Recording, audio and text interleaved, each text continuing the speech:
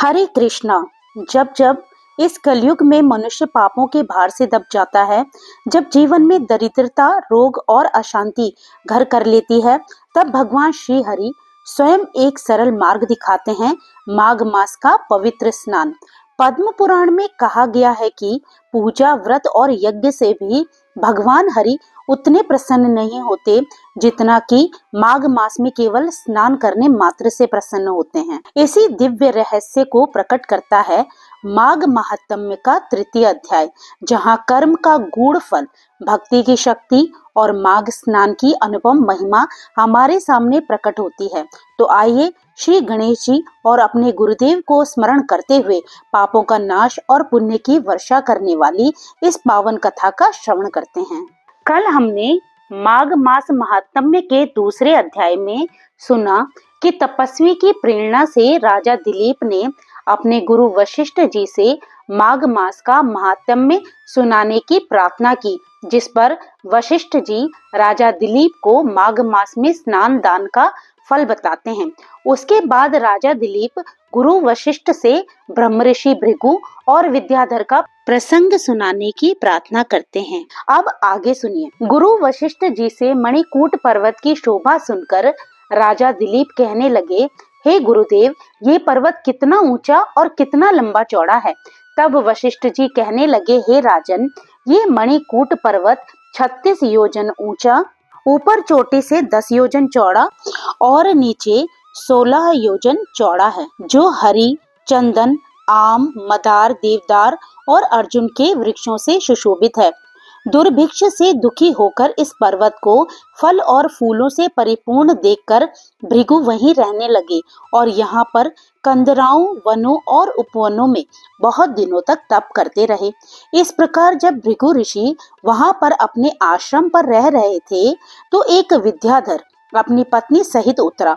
वे अत्यंत दुखी थे। उन्होंने भृगु ऋषि को प्रणाम किया और ऋषि ने बड़े मीठे स्वर में उनसे कहा, हे विद्याधर, तुम बड़े दुखी दिखाई देते हो, इसका क्या कारण है?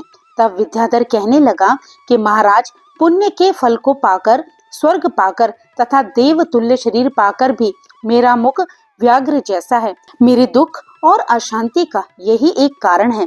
न जाने किस पाप का फल है। मेरे चित्त की व्याकुलता का दूसरा कारण भी सुनिए। मेरी पत्नी अति रूपवती, मीठा वचन बोलने वाली, नाचने और गाने की कला में अति प्रवीण, शुद्ध चित्त वाली, सातों सुरों वाली, वीणा बजाने वाली, जिसने अपने कंठ से गाकर नारद जी को प्रसन्न किया, नाना स्वरों के नाद से वीणा बजाकर कुबेर को प्रसन्न किया, अनेक प्रकार के नाच ताल से शिवजी महाराज भी अति प्रसन्न और रोमांचित हुए। शील, उदारता, रूप तथा यौवन में स्वर्ग की कोई अप्सरा भी इस जैसी नहीं है। कहाँ ऐसी चंद्रमुखी स्त्री और कहाँ मैं व्याघ्र मुख वाला। यही चिंता सदैव मेरे हृदय को जलाती है। विद्याधर के ऐसे वचन सुनकर तीनों लोकों की भूत, भविष्य और वर्तमान की बात जानने वाले तथा दिव्य दृष्टि वाले ऋषि कहने लगे, हे विद्याधर, कर्म के विचित्र फलों को प्राप्त होकर ज्ञानी पुरुष भी मोह को प्राप्त हो जाते हैं। मक्खी के पैर जितना विष भी प्राण लेने वाला हो जाता है। छोटे छोटे पापों का फल भी अत्यंत दुखदायी हो जाता है। तुमने माघ मास की एकादशी का व्रत करके द्वादशी न आने तक शरीर में तेल लगाया, इसी पाप कर्म से व्याग्र हुए। एकादशी के दिन उपवास करके द्वादशी को तेल लगाने से राजा पुरुरवा ने भी कुरूप शरीर पाया था। तब वह अपने कुरूप शरीर को देखकर दुखी होकर हिमालय पर्वत पर देव सरोवर के किनारे पर गया। प्रीति पूर्वक शुद्ध स्नान कर कुश के आसन पर बैठकर भगवान कमल नेत्र, शंख, चक्र, गदा, पद्म को धारण करने वाले, पीतांबर पहने, वनमाला धारण किए हुए विष्णु का चिंतन करते राजा पुरुरवा ने 3 मास तक निराहार रहकर भगवान का चिंतन किया। इस प्रकार 7 जन्मों में प्रसन्न होने वाले भगवान राजा के 3 महीने के तप से ही अति प्रसन्न हो गए और माघ की शुक्ल पक्ष की एकादशी को प्रसन्न होकर भगवान ने अपने शंख के जल से राजा को पवित्र किया। भगवान ने उसके तेल लगाने की बात याद दिलाकर सुंदर देवताओं का स्वरूप उसको दिया, जिसको देखकर उर्वशी भी उसको चाहने लगी और राजा कृतकृत्य होकर अपने पुरी को चला गया। भृगु ऋषि कहने लगे, हे विद्याधर, इसलिए तुम क्यों दुखी होते हो? यदि तुम अपना ये राक्षसी रूप छोड़ना चाहते हो तो मेरा कहना मानकर जल्दी ही पापों को नष्ट करने वाली हेमकूट नदी में माघ में स्नान करो, जहाँ पर ऋषि सिद्ध देवता निवास करते हैं। अब मैं इसकी विधि बतलाता हूँ। तुम्हारे भाग्य से माघ मास आज से 5वें दिन ही आने वाला है। पोष शुक्ल एकादशी से इस व्रत को आरंभ करो।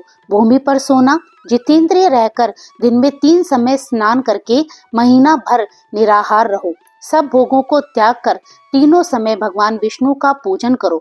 जब तुम द्वादशी को शिवजी स्तोत्र और मंत्रों से पूजन करोगे तो तुम्हारा मुख देखकर सभी चकित हो जाएंगे और तुम अपनी पत्नी के साथ सुखपूर्वक क्रीड़ा करोगे। माघ मास के प्रभाव को जानकर सदा माघ में स्नान करो।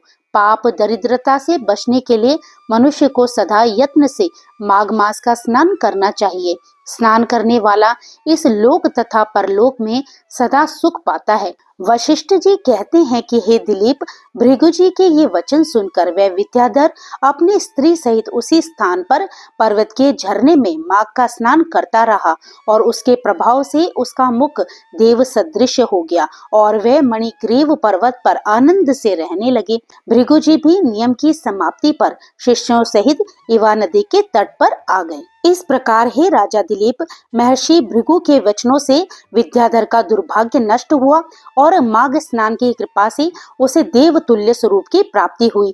ये कथा हमें सिखाती है कि कर्म चाहे छोटा हो या बड़ा, उसका फल अवश्य मिलता है। और यदि जीवन में पापों का भार बढ़ जाए तो माघ मास का स्नान सबसे सरल और श्रेष्ठ उपाय है।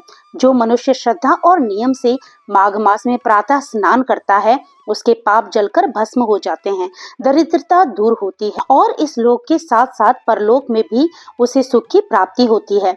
जो प्रतिदिन इस माघ महात्म्य का श्रवण करता है वह देवताओं के समान सुंदर भोग और भगवान श्री हरि की कृपा प्राप्त करता है। तो भक्तों, यहाँ पर माघ मास महात्म्य का अध्याय 3 विराम लेता है। इससे आगे का प्रसंग आप कल सुनेंगे। तो इन कथाओं को नियम से सुनने के लिए मेरे चैनल को सब्सक्राइब जरूर कर लीजिएगा और अगर आपने इससे पहले की कथाएं ना सुनी हो तो प्लीज मेरे चैनल पर जाकर उन कथाओं को भी आप सुन लीजिएगा। तो भक्तों, प्रभु का नाम लेते रहिए, पुण्य के भागी बनते रहिए। जय श्री कृष्णा, राधे राधे।